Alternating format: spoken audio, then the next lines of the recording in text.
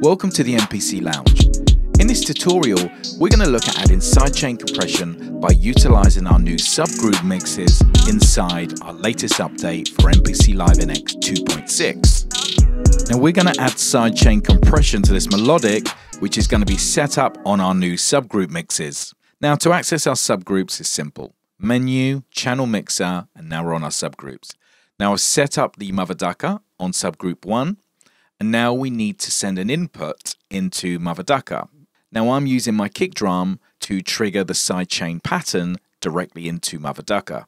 And once you've set this up, we can now route any of our pads directly to sub mix 1. Now as soon as we trigger our sequence, our kick drum will trigger the sidechain.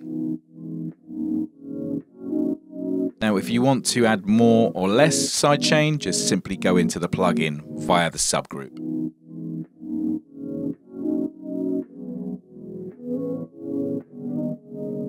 So now let's finish the rest of our beat.